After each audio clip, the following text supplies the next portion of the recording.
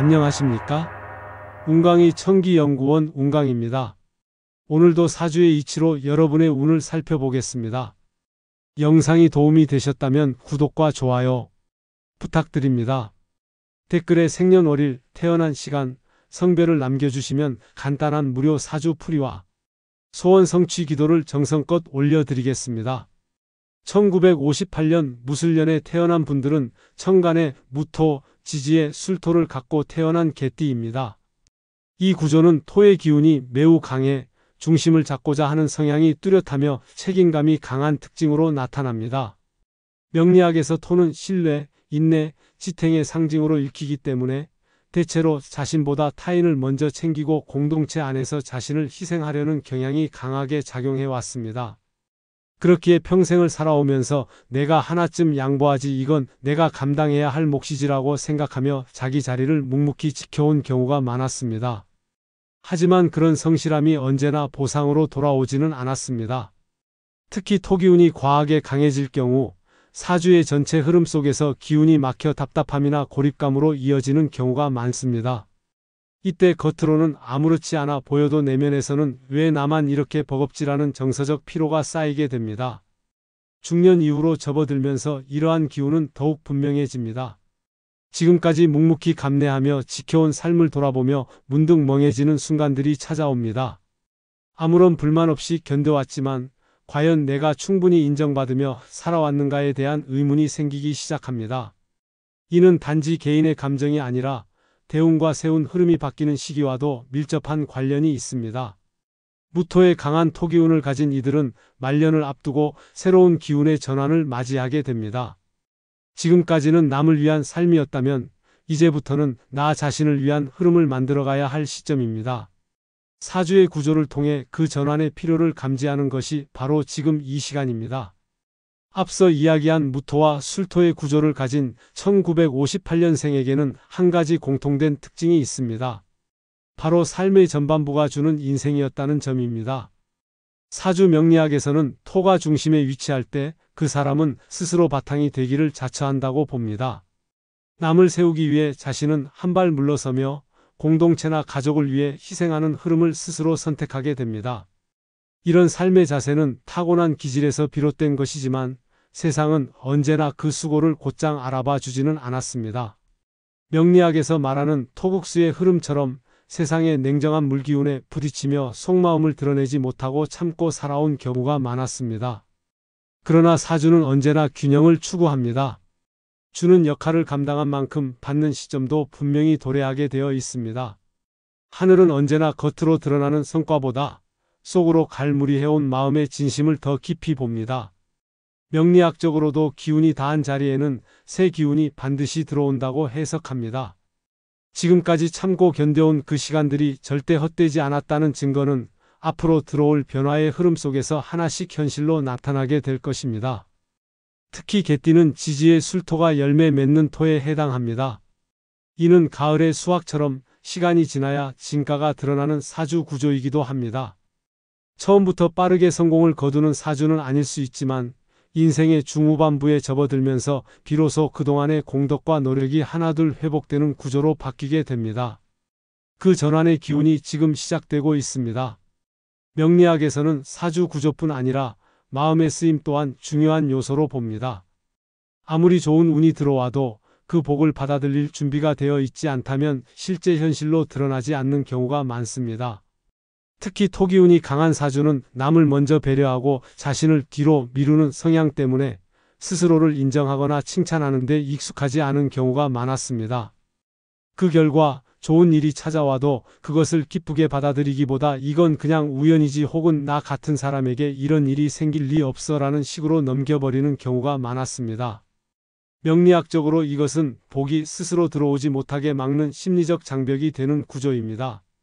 아무리 좋은 운이 들어와도 받아들일 준비가 되어 있지 않으면 기회는 스쳐 지나가기 마련입니다. 이럴 때 가장 먼저 필요한 것은 스스로에 대한 믿음을 회복하는 것입니다. 매일 아침 거울 앞에 서서 나는 받을 자격이 있는 사람입니다. 나는 괜찮은 사람입니다. 라고 말하는 것은 단순한 위로가 아니라 실제 기운의 흐름을 바꾸는 작은 의식이 될 수 있습니다. 이 같은 자기 암시는 사주에서 말하는 기운 운용의 첫걸음이기도 합니다. 무토나 술토가 중심에 있는 사주는 일정 시기가 지나면 자신을 다시 세우는 흐름으로 접어듭니다. 지금이 바로 그 시기입니다. 그동안 억눌러온 감정과 자기 부정의 패턴에서 벗어나야 이후 들어오는 정관과 편재의 기운을 온전히 체화할 수 있습니다. 복은 하늘이 주는 것만이 아니라 내가 받을 준비가 되었을 때 완성되는 것입니다. 사주 명리학에서는 특정 시기를 기운의 전환점으로 해석합니다. 특히 지금처럼 대운이 교체되거나 세운의 흐름이 바뀌는 구간에서는 그동안 정체되어 있던 인연이나 일들이 서서히 풀려나가기 시작합니다. 2025년은 천간의 을목, 지지의 사화가 자리한 을사년으로 이는 무술생의 사주 구조와 반응을 일으킬 수 있는 시기입니다. 을목은 무토에게 관성에 해당하고 사화는 토를 생조하는 역할을 하기 때문에 이 시기를 전후해 외부에서 움직임과 귀인의 흐름이 나타나기 시작합니다. 그 변화는 조용히 시작되며 갑작스럽게 다가오는 경우가 많습니다. 예를 들어 한동안 연락이 끊겼던 자식이 문득 연락을 해오거나 오랫동안 어색했던 지인이 자연스럽게 다시 인연을 맺는 일이 생깁니다. 또 몸이 가벼워지거나 병원에서 듣던 증상이 갑자기 호전되는 경우도 실제 이런 시기에는 자주 보고되는 현상입니다. 이는 단순히 체력 회복의 문제가 아니라 기운의 흐름이 역행에서 순행으로 바뀌는 과정에서 나타나는 신호입니다.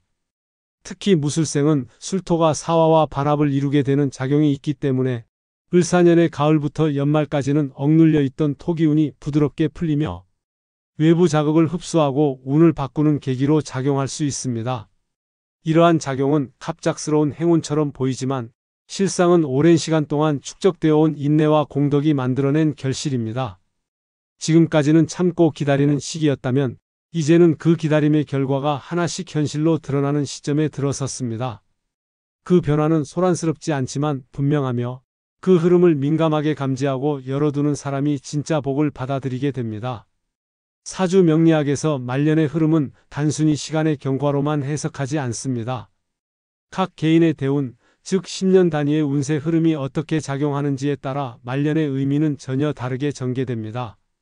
1958년 무술생의 경우 중년까지는 주로 자신의 노력과 책임감으로 성과를 일궈가는 구조였다면 말년에 들어서면서는 그 기운이 점차 외부적인 작용에 의해 변화하는 쪽으로 흐릅니다. 특히 주목해야 할 부분은 편재운의 작용입니다. 편재는 정제와 달리 계획하거나 계산해서 얻는 돈이 아닌 갑작스러운 기회, 외부에서 주어지는 유동적인 재물을 의미합니다. 자식이 건네는 생활비, 우연히 정리되는 묵은 채권, 갑자기 확장되는 연금 혜택, 그동안 시간 보내기 용도로만 여겼던 취미 활동이 수익으로 이어지는 일 등이 모두 편재의 범주에 속합니다. 이처럼 편재의 기운은 내가 애써 쥐려하지 않아도 자연스럽게 흘러들 수 있는 재물운이기 때문에 마음을 비우고 흐름을 타는 것이 무엇보다 중요합니다. 무술생은 강한 토기운을 바탕으로 형성된 사주를 갖고 있어 무언가를 통제하고 구조화하는 데에 익숙한 편입니다. 그러나 편재는 통제보다는 유연함, 계산보다는 순응이 필요합니다. 오히려 너무 계산적이거나 조급한 태도는 편재의 흐름을 막을 수 있고 기회가 와도 붙잡지 못한 채 지나가게 됩니다. 그렇기에 이 시기에는 재물에 대해 소유보다 순환의 개념으로 접근하는 것이 중요합니다. 또한 명리학에서는 복이 들어오려면 그릇이 준비되어 있어야 한다고 말합니다. 말년의 편재운은 단순히 돈이 생기는 흐름이 아니라 지금까지 쌓아온 인덕, 인간관계, 삶의 태도에 대한 하늘의 보답처럼 작용하는 경우가 많습니다.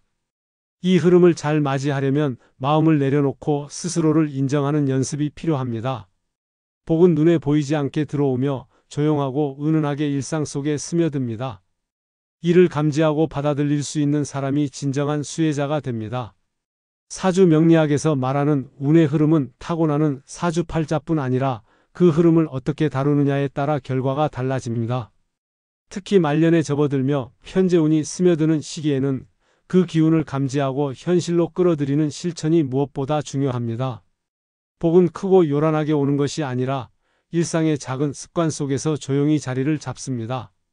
지금부터 소개할 3가지 실천은 그 기운을 삶에 머무르게 하는 간단하면서도 효과적인 방법입니다. 첫째, 매일 아침 창문을 열고 동쪽 하늘을 바라보며 1분간 복을 부르는 기도를 올려보는 것입니다. 동쪽은 하루의 기운이 시작되는 방향이며 목기의 발현처로서 무술생에게는 토기운을 부드럽게 자극하는 방위입니다. 오늘도 나에게 좋은 기운이 들어옵니다. 나는 받아들일 준비가 되어 있습니다. 라는 간단한 말 한마디가 하루의 운을 다르게 엽니다. 복은 공간의 정도만큼이나 시선의 방향에도 반응하는 에너지입니다. 빛이 들어오는 방향으로 마음을 여는 행위는 편재의 흐름을 가장 자연스럽게 유도하는 방법입니다. 둘째, 매달 음력 초하루에 오래된 영수증이나 사용하지 않는 물건 3가지를 정리하고 빈 공간을 만든 후 그 자리에 노란 종이에 복, 자를 적어 눈에 띄는 곳에 두어 보시기 바랍니다. 토기운을 갖고 있는 사람들은 물건을 모으는 경향이 있어 공간이 꽉 차 있을 때 기운의 유통이 막히는 일이 많습니다. 버리는 행위는 단순한 정리가 아니라 기운의 교환입니다. 비워진 자리는 반드시 채워지며 그 채움이 바로 복의 통로가 됩니다. 노란색은 토를 상징하는 색이자 재물의 기운을 부르는 시각적 상징입니다. 셋째, 한 달에 한 번 마음이 가는 누군가에게 작지만 의미 있는 선물을 준비해 보시기 바랍니다. 꼭 물건이 아니어도 좋습니다. 손수 쓴 편지 한 장, 다림질된 손수건, 조용히 챙긴 간식 한 봉지. 중요한 건 주는 행위에 담긴 감정입니다. 명리학적으로 편재는 외연적 재물이기 때문에 타인과의 교류에서 활성화됩니다. 아무리 재물 기운이 들어와도 그것이 나를 중심으로만 돌면 정체되고 맙니다. 선물을 건네는 행위는 에너지를 밖으로 내보내고 그 빈자리를 다시 새 기운으로 채우는 순환의 첫걸음이 됩니다. 이 3가지 실천은 크거나 무거운 일이 아닙니다. 하지만 반복되고 축적될수록 삶에 들어오는 기운은 분명 달라집니다. 편재의 기운은 말없이 움직이며 준비된 자리에만 머물게 되어 있습니다. 말년에 들어설수록 사람의 기운은 밖으로 향하던 흐름에서 안으로 돌아오는 순환으로 바뀌게 됩니다. 사주 명리학에서도 자식과의 관계는 단순한 감정의 문제가 아닌 식상과 재성의 흐름과 맞물려 있으며 그것이 제대로 소통될 때 인생의 말년이 안정되고 복도 함께 자리 잡는다고 해석합니다. 특히 무술생처럼 토의 기운이 강한 사람은 자식에게 많은 것을 베풀며 살아왔지만 정작 마음속 깊은 대화는 피한 채 관계가 점점 멀어지는 경향을 보이기도 합니다. 30대, 40대 자식들과의 거리감은 대부분 갑작스럽게 생긴 것이 아닙니다. 너무 간섭하지 마. 내 인생은 내가 알아서 할게라는 말은 부모 입장에서는 상처로 남지만 자식들 역시 그 말 뒤에 자신들의 고단함과 여유 없음이 숨겨져 있음을 자주 표현하지 못합니다. 이 시기는 자식 세대 역시 사회적 생존의 전선에서 고비를 넘고 있는 시기이기 때문에 관계에 여유를 갖지 못하고 날이 서 있는 경우가 많습니다.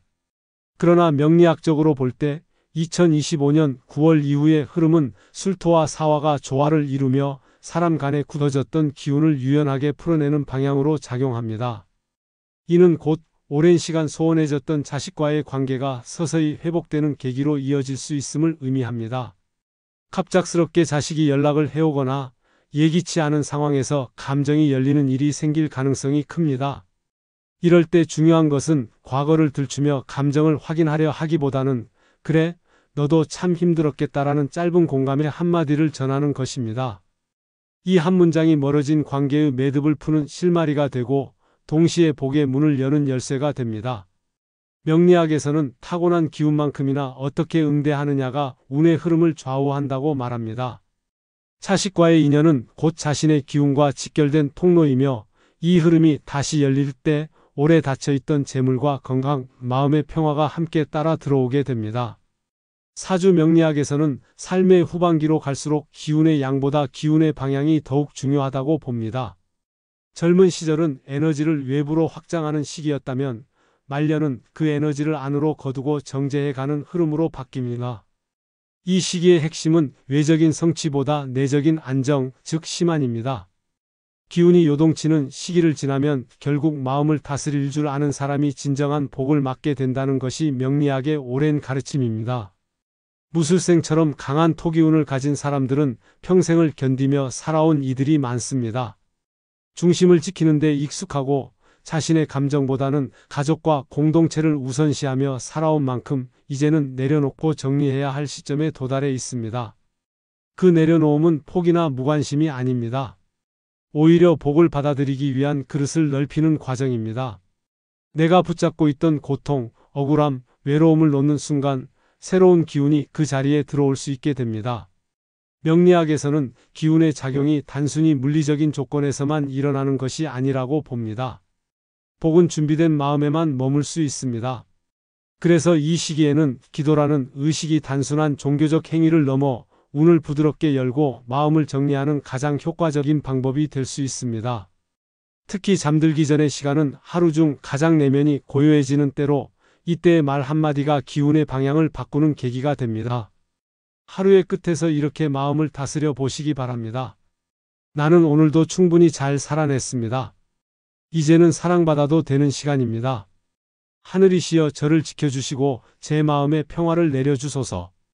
이 기도는 단순한 문장이 아니라 말년의 복을 여는 진동이 됩니다. 사주의 흐름은 결국 나를 어떻게 대하느냐에 따라 달라집니다.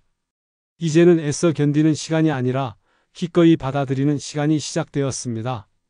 하늘은 그런 마음을 반드시 기억하고 응답합니다.